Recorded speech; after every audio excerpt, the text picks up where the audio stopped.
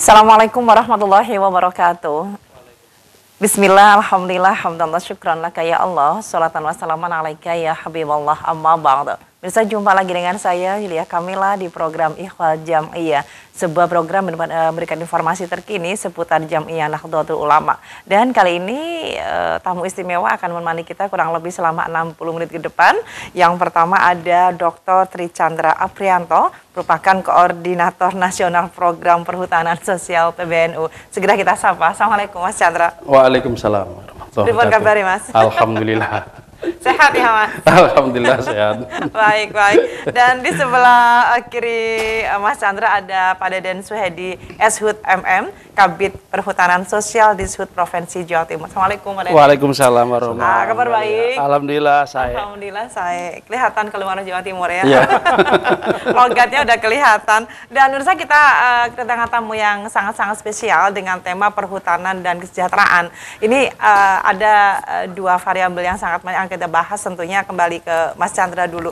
Mas Chandra, bicara perhutanan dan kesejahteraan, apa konsep program tersebut? Apa karena hujan di Jawa Timur nggak kunjung datang? Gimana ya? Gimana Mas Pripon Mas? Mohon pencerahannya Mas. Terima kasih. Jadi begini ya, yang menjadi sebelum menjawab pertanyaan, saya ingin mengajak kita bertanya pada diri kita, ini NU kok tiba-tiba ngomong hutan? Nah iya, makanya. Biasanya NU itu kan ngomong kitab kuning, iya, gitu ya, ngomong santri, pesantren, dan segala macam. Ini tiba-tiba ngomong hutan. Ya. Nah sebenarnya kan begini, selain ini juga merupakan program negara, Ketua Umum itu kan sering menjelaskan masyarakat Nahdliyin itu mayoritas itu berada di pedesaan. Betul. Dan ternyata ketika bicara mayoritas pedesaan itu ternyata banyak sekali yang hidup di sekitar hutan. Nah ini yang kemudian juga menjadi visi dari Ketua Umum PBNU yang sekarang, yang ingin salah satu visinya kan kemandirian warga NU. Okay. Nah, sekarang bagaimana kita bisa menurunkan gagasan kemandirian warga NU? Ternyata masyarakat yang di sekitar hutan itu mayoritas berada pada garis miskin, ya, miskin, tidak terdidik dan segala macam. Nah ini yang betul-betul menjadi concern dari Ketua Umum PBNU kita. Nah pada saat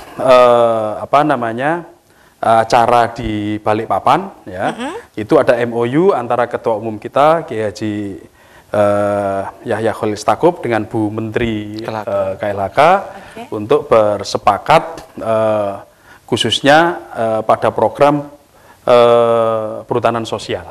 Ya, ini satu program yang memang kelanjutan dari program lama, ya, soal social forestry ini dari periode pemerintahan sebelumnya, dan hingga akhirnya kemudian Pak Jokowi menegaskan bahwa perhutanan sosial ini merupakan satu program di mana masyarakat bisa terlibat dalam pengelolaan hutan. Ya, tentu kemudian dalam mengelola hutan ini, bagaimana hutan ini bisa tetap lestari dan berkelanjutan. Nah selama ini yang mengelola hutan itu lebih ke korporasi dan segala macam. Nah masyarakat hanya menjadi penonton, bagaimana dia tidak bisa ikut menikmati kesejahteraan yang ada di sekitarnya itu. Nah makanya ini juga merupakan satu komitmen dari Ketua Umum yang menyatakan bahwa tidak hanya soal peningkatan kesejahteraan, tapi juga ya dalam bahasa aktivis kawan-kawan perhutanan itu bagaimana menjaga hutan, ya, melestarikan hutan, dan bagaimana hutan itu bisa tetap berkelanjutan. Ini karena jadi dua hal itu, komitmen untuk peningkatan kualitas sumber manusia, ya, baik itu ekonomi, sosial dan segala macam, tapi juga menjaga keberlangsungan hutan. Nah ini komitmen dari PBNU. Nah berikutnya dari adanya MOU tersebut, maka kemudian kami, ya, PBNU kemudian membuat satu tim, ya, satu tim percepatan perhutanan sosial di bawah tanggung jawab salah satu ketua PBNU, yaitu Ibu Alisa Wahid, yang kemudian saya ditunjuk menjadi koordinator nasional. Nah, tugasnya apa kemudian? Nah, kemudian kami mengkoordinasikan berbagai wilayah, berbagai cabang, ya khususnya yang berada atau yang memiliki kawasan hutan. Setidaknya ada beberapa, katakanlah di Jawa Timur lah ya. Di Jawa Timur ini ada 19 kabupaten ya, yang memiliki kawasan atau yang berada di kawasan hutan. Ya. Nah makanya kemudian kami concern di 19 kabupaten yang terdapat wilayah hutan itu, dan ternyata dengan sangat mudah kami menemukan cabang-cabang atau yang kemudian di bawahnya itu aktivis-aktivis lingkungan, aktivis-aktivis lembaga kebencanaan, terus kemudian juga aktivis-aktivis kehutanan, yang itu mayoritas anak-anak muda NU. Dan ternyata juga banyak yang tergabung dalam LPBI, tergabung dalam LPP, Lembaga Pengembangan Pertanian. Nah, kami dengan sangat mudah kemudian mengorganisir mereka dan untuk terlibat aktif di dalam persoalan perhutanan sosial ini, ya. Dan mereka sebenarnya juga sudah lama terlibat dari isu ini, sudah sangat lama lah ya, isu social forestry ini, gitu ya. Dan tentu kami juga tidak bisa meninggalkan keberadaan Dinas Kehutanan di Jawa Timur. Maka kami kemudian sering berkomunikasi dengan Dinas Kehutanan Jawa Timur untuk ya katakanlah sharing, kemudian meminta pendapat, meminta arahan dan segala macam. Bagaimana kita bisa melaksanakan perhutanan sosial ini nantinya sampai di ujungnya nanti, ya. Jadi tidak hanya soal mendapatkan tata kelolanya, tapi juga bagaimana kita bisa mengelola hutan itu tetap berkelanjutan dan lestari, serta kemudian ada manfaat ekonominya. Nah, ini saya kira merupakan satu proses kerja besar, ya, karena tata kelola ini membutuhkan juga peningkatan kualitas sumber daya manusia. Betul. Ya, karena selama ini diketahui bahwa ya urusan NU kan pesantren. Nah, bagaimana nih sekarang santri terlibat dalam pengelolaan hutan? Betul. Ya, santri sih punya pengetahuan bahwa hutan itu adalah bagaimana tidak hanya hubungan manusia dengan Allah, manusia dengan manusia, tapi juga manusia dengan alam. Dengan alam. Ya. Nah, ini ada basis argumentasinya sebenarnya bagi kalangan santri, gitu ya. Oke. Nah, ini yang kemudian juga, cuman kan prakteknya seperti apa? Gitu ya. Nah, jadi ada banyak PR yang punya alatnya di sini. Iya, makanya itu. Bagaimana kita bisa mengelola ini? Jadi ini merupakan satu kerja besar. Tidak hanya kami di santri, tapi juga negara. Makanya kami sering berkomunikasi dengan Dinas Kehutanan.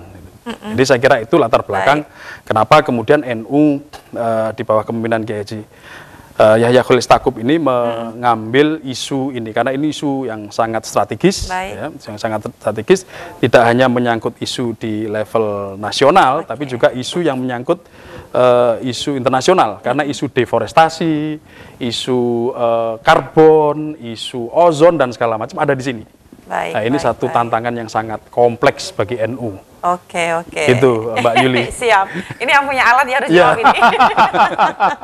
Pripun ketika di sini ada gagasan yang luar biasa begitu Pak Deden. Terima kasih Mbak siap. Yuli, Mas Chandra. Jadi saya kira hari ini kami bahagia, Mas Chandra, Mbak Yuli. Sangat bahagia. Alhamdulillah. Jadi manakala kami di Dinas Kehutanan mengemban amanah untuk mengawal program pemerintah ini, jadi di tahun 2017, Pak Chandra, bahwa di Jawa Timur sudah berproses terkait dengan program perhutanan sosial. Kita tahu, saya kira Bapak sekalian, bahwa di fase ke belakang kebijakannya, di mana bahwa pengelolaan hutan di Jawa ini kan diamanahkan kepada BUMN Kehutanan. Kita tahu ada Perum Pertani. Masyarakat sekitar hutan, tadi disampaikan Pak Chandra bahwa ada kelompok LMDH, dan saya kira di dalamnya juga teman-teman Jamiyah NU bermitra bersama Perum Pertani mengelola kawasan hutan. Namun mereka sifatnya sebagai mitra kerja. Tentunya juga Perum Pertani sebagai korporat ada fungsi provide di situ, ada fungsi sosial kepada masyarakat sekitar hutan. Bapak Presiden Pak Jokowi mengeluarkan program perhutanan sosial. Ini adalah salah satu bentuk program yang saya kira luar biasa. Ada reformasi pengelolaan kawasan, Mbak Yuli. Di mana apa? Masyarakat sekitar hutan diposisikan sebagai pelaku utama. Yang dulunya mitra kerja, sekarang menjadi pelaku utama. Amanah pengelolaan hutan diserahkan kepada kelompok masyarakat. Mereka diamanai untuk mengelola kawasan hutan melalui program perhutanan sosial. Negara memberi akses legal kepada kelompok masyarakat untuk 35 tahun ke depan. Jadi saya kira ini luar biasa. Benar, Kenapa benar. negara mengamanahkan kepada masyarakat? Karena saya kira pengalaman sudah membuktikan di area hutan rakyat di Jawa Timur sangat luar biasa. Ekonomi masyarakat dengan hutan rakyat sudah luar biasa bagus. Banyak di daerah ini sudah banyak orang kaya baru karena nanam pohon. Oh, Masya Allah. Rasa memiliki terhadap lahannya luar biasa. Yes. Bisa menumbuhkan pohon, ada nilai ekonomi di situ. Dan itu sustain ekonominya itu.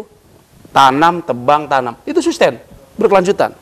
Negara menyimak bahwa masyarakat bisa mengelola, membuat hutan. Sehingga apa?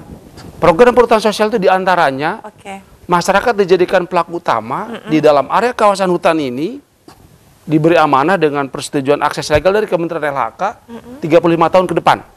Masyarakat membentuk kelompok mengelola kawasan hutan. Perlu kami sampaikan Pak Chandra bahwa di fase sampai dengan tahun 2022 Jawa Timur itu untuk capaian perhutanan sosial tertinggi di Pulau Jawa. Alhamdulillah. Provinsi Jawa Timur capaian perhutanan sosial sampai dengan tahun 2022 tertinggi di Jawa. Sehingga Ibu Gubernur memperoleh penghargaan dari Menteri LHK. Diserahkan oleh Pak Dirjen. Di Sangrila pada saat itu di akhir tahun 2021 itu oleh penghargaan diserahkan oleh Pak Dirjen. Ini bukti bahwa di Jawa Timur program ini sudah sukses. Masyarakat penerima manfaatnya luar biasa besar. Luas kawasan yang sudah diserahkan kepada masyarakat juga luar biasa luas. 197.000 hektar waktu itu. Berikutnya saat ini masuk ke tahun 2023. Kemudian LHK menetapkan ada yang namanya KHDPK. Nah, ini luar biasa kembali. Kenapa? Jawa Timur memperoleh porsi KHDPK terluas sepulau Jawa. 405.000 hektar dari luas KHDPK itu diperuntukkan untuk perhutanan sosial. Ini berkah sekali bagi masyarakat Jawa Timur. Baik, baik. Tataran umumnya demikian. Ini bisa dilanjutkan nanti segmen di luar. Oh, oke. Baik, baik. Tentang perhutanan dan kesejahteraan tentunya tema kita pada sore hari ini. Kembali ke Pak Deden Suhedi. Tadi kalau tidak salah kurang lebih 45% yang disampaikan tentang apa tadi lahan. Seperti apa itu, Pak? Jadi di kawasan hutan dengan pengelolaan khusus ini, KLHK menetapkan bahwa salah satunya adalah untuk fungsi perhutanan sosial. Baik. Untuk kepentingan perhutanan sosial. Dan Jawa Timur saya kira Pak Chandra ini memperoleh berkah. Kita memperoleh luas lahan itu 405.000 hektar sekian, hampir 45% dari luas KHDPK yang ditetapkan oleh KLHK berada di Jawa Timur. Baik. Lahan seluas itu akan didistribusikan akses legal kepada kelompok masyarakat.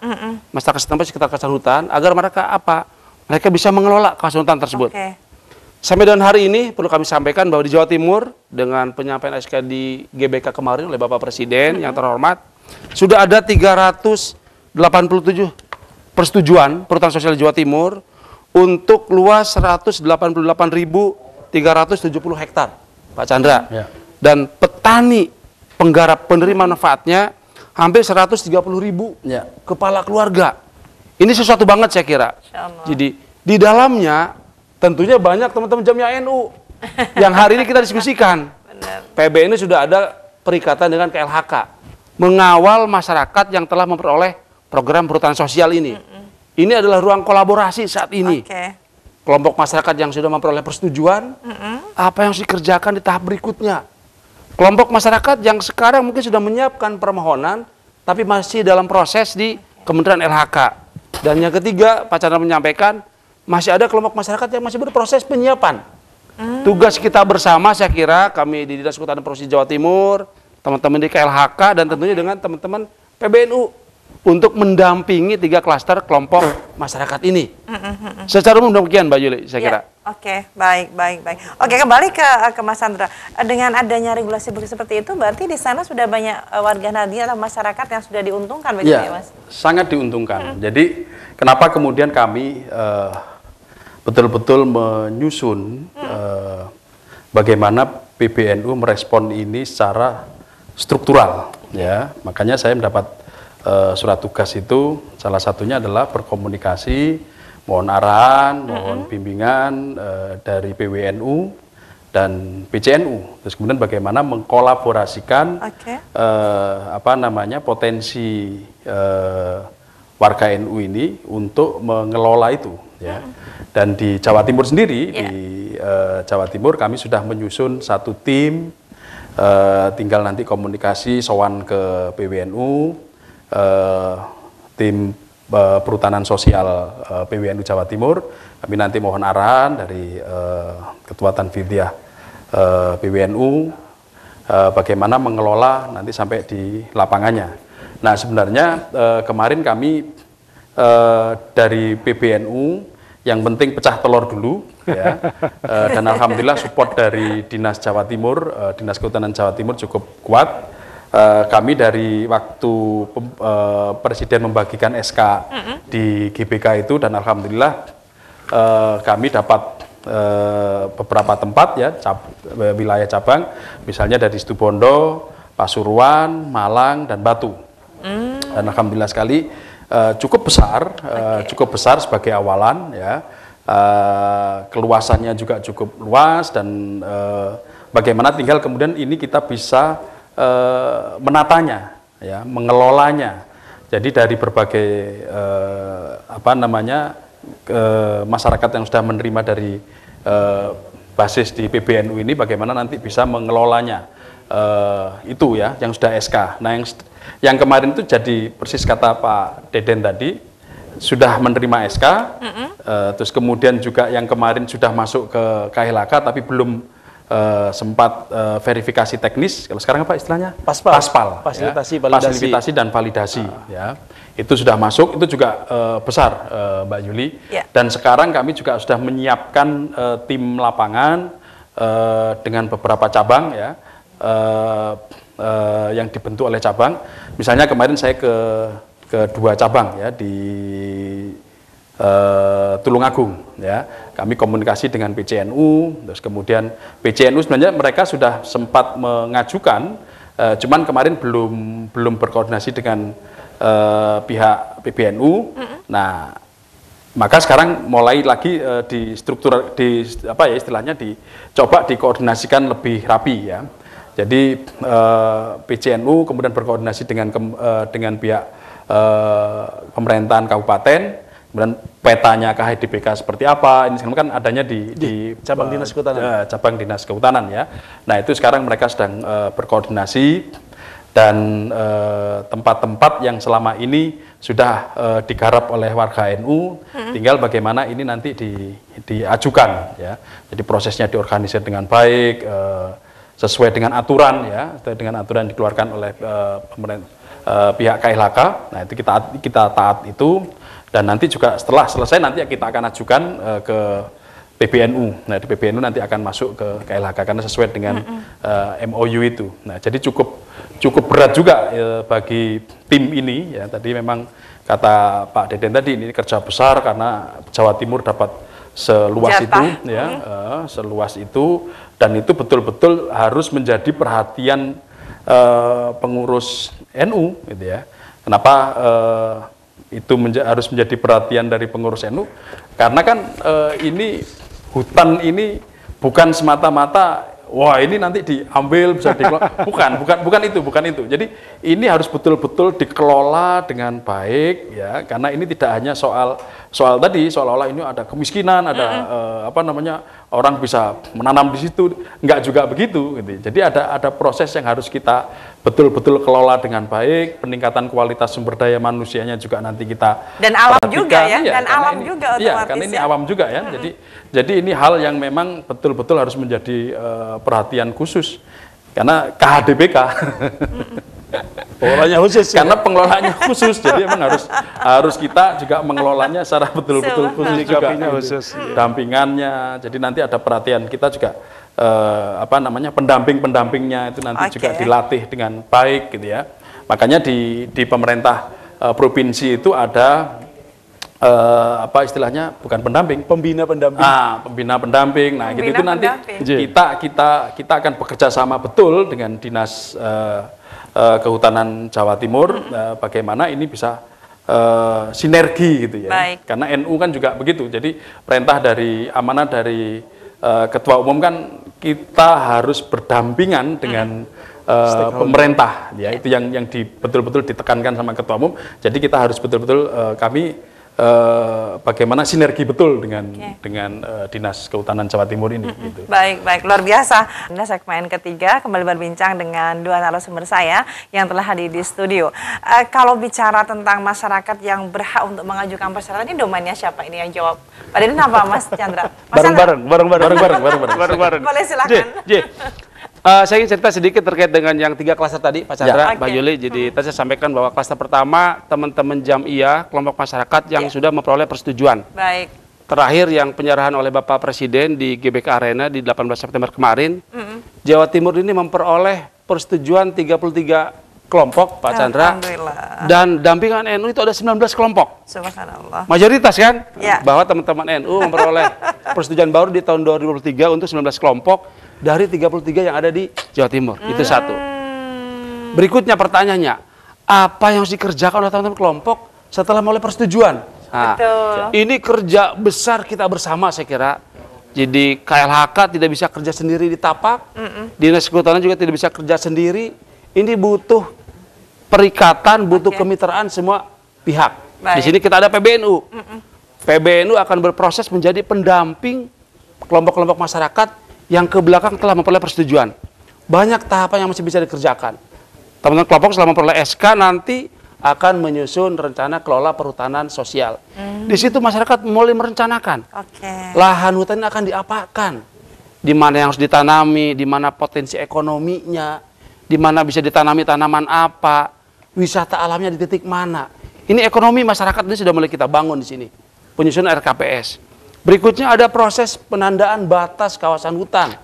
Batas luar dan batas andil garapan antar petani penggarap. Ini kerja bareng, kita tidak bisa kerja masing-masing pihak ini. Selama ini bagaimana selama yang terjadi Pak Deden? Selama ini kami berproses dengan teman-teman pendamping. Tadi sampaikan Pak Chandra bahwa pendamping di Jawa Timur ini berproses dari tahun 2017 dan di dalamnya juga warna hijau banyak sekali sebenarnya faktual di lapangan. Hari ini kita sudah mulai muncul ini bersinergi dengan PBNU, jadi saya kira ini akan semakin solid.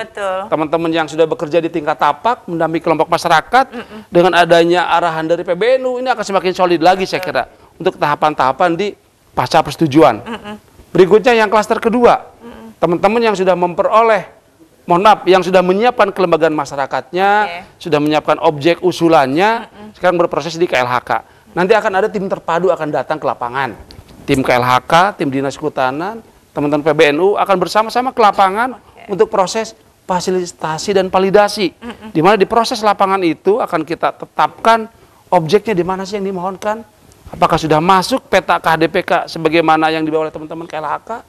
Di situ nanti akan berproses validasi lapangan dan itu akan menjadi bahan proses persetujuan SK baru di teman KLHK. Itu untuk yang fase kedua. Fase ketiga tadi yang masih proses penyiapan, saya kira teman-teman di lapangan nanti Pak Chandra kami dorong untuk berkolaborasi dengan teman-teman cabang Dinas Kehutanan. Kami akan menyiapkan bersama-sama pendamping dari PBNU objek mana yang siap untuk diusulkan. Subjeknya, petani hutannya, kelembagaannya nanti kita dampingi untuk proses pembentukan kelompok masyarakatnya. Apakah misalnya akan menjadi KTH, manakala yang skema yang diharapkan adalah hutan kemasyarakatan, ataukah mungkin lembaga masyarakat desa atau LPHD, manakala hutan desa skema yang diminta oleh masyarakat. Ke depan kita akan semakin menguatkan kolaborasi ini antara teman-teman Dinas Kehutanan, teman-teman KLHK dan teman-teman pendamping dari PBNU. Saya kira demikian. Baik, Mbak. Kayaknya kok udah ada terbangun chemistry luar biasa ini. Baik, tambahan dari Mas Chandra silakan. Iya, jadi selain itu NU ini juga dapat katakanlah berkah ya dari program ini. Karena program ini tidak hanya menyasar untuk soal tadi soal yang sifatnya ekonomi atau apa, tapi juga ada kawasan khusus untuk dunia pendidikan.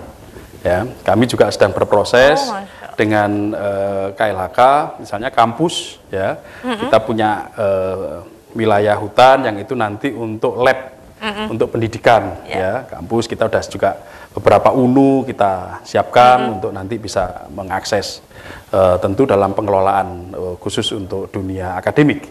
Begitu juga pesantren, ya, kita juga diberi ruang bagaimana pesantren juga bisa masuk ke situ, ya, karena bisa untuk mengelola bagaimana, karena ini juga soal soal-soal di mana fungsi NU harus juga ya kita pesantren mendidik umat yang di sekitar hutan apa segala macam. Nah itu ada ruang kita terlibat dalam proses di situ. Nah ini satu hal yang menggembirakan dan juga betul-betul harus jadi fokus yang serius bagi kita di NU ya.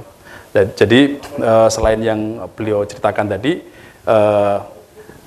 banyak hal yang masih bisa kita kembangkan di situ ya.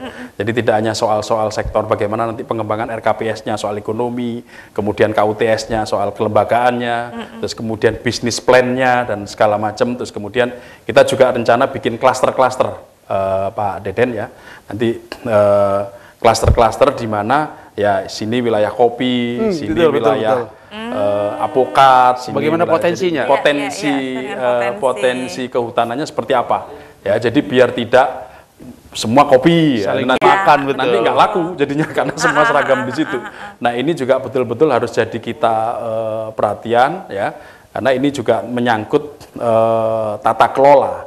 Nah kita di tim ini, tim perhutanan sosial memang harus betul-betul serius memilah-milahnya.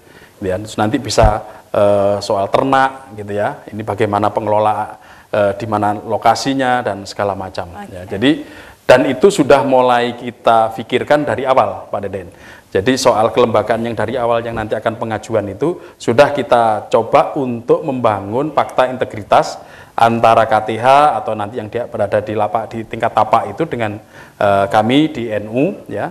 Di tim NU, nah itu nanti seperti apa fakta integritasnya, karena sudah menyangkut tadi rencana kerjanya, terus kemudian wilayahnya jadi klaster apa, segala macam. Jadi sudah mulai kita tata dari bawah. Sudah mulai di mapping. Ya, udah ada mapping seperti itu. Nah, jadi Mbak Yuli ini juga sangat penting keberadaan Dinas Kehutanan ini. Terlibat dari awal ini gitu. Jadi kita betul-betul tidak hanya minta arahan tapi juga bagaimana nanti bisa kita kerjasamakan, kita bermitra dengan baik, kita menyiapkan warganya, kita menyiapkan lahannya untuk masyarakat bisa menggarap. Nah beliau nanti tugasnya yang mengisi itu semua gitu.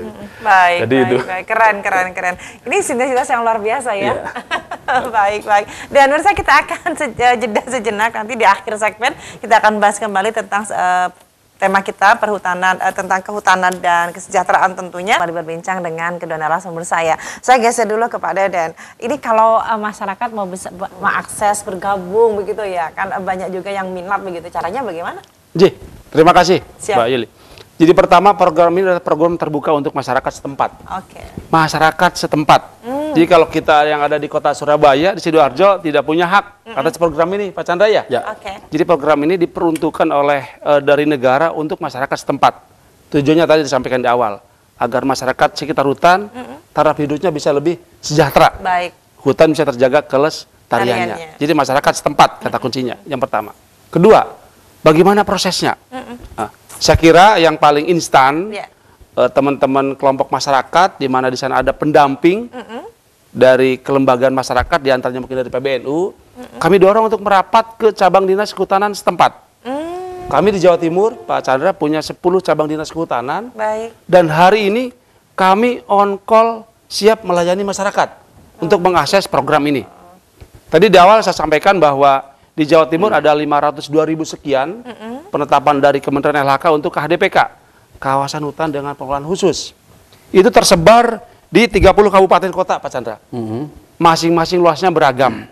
Jadi masyarakat di 30 kabupaten kota di Jawa Timur, masyarakat setempat dapat mengakses program ini. Baik. Jadi masyarakat setempat, petani setempat yang berada di sekitar kawasan hutan, kami dorong bersama teman-teman pendamping untuk bisa merapat ke cabang dinas kehutanan setempat untuk bisa menyiapkan.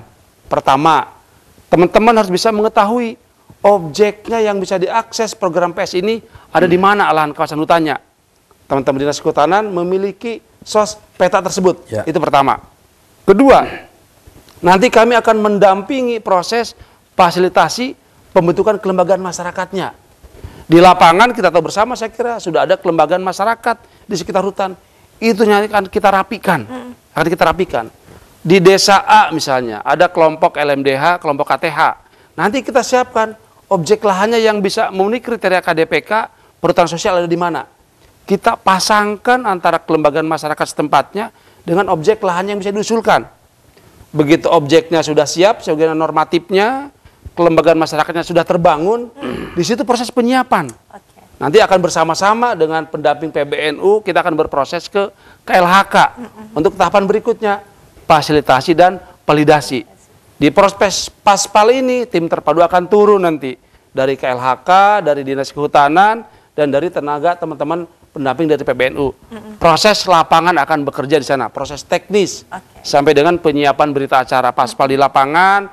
Tentunya nanti berikutnya akan ada berproses penyiapan SK dari Kementerian LHK. Secara umum demikian.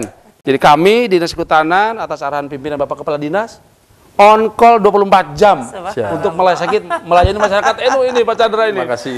Baik. Ini sifatnya pribadi atau kelompok masyarakat begitu? Program ini untuk masyarakat setempat yang terbentuk dalam bentuk kelembagaan masyarakat. Jadi idealnya kelembagaan masyarakat. Agar apa? Agar bisa sinergi, saling mendukung, saling menguatkan. Karena kalau bersama pasti akan lebih bisa, saya kira. Betul, baik. Bagaimana itu tersambung dengan teman-teman di PBNU? Ya, sudah sangat tersambung dan kita juga bekerja sesuai dengan aturan itu, ya. Di lapangan juga begitu, sampai pengajuan lewat kami, ya, karena kami sudah terikat lewat MOU antara PBNU dan KLHK, ya kami taat itu yang pertama, ya. Tapi yang lebih penting juga kan selain itu kami juga harus mulai memikirkan ya bagaimana program ini jalan ke depannya. Betul. Nah, saya kira ini yang sedang kami rancang gitu ya.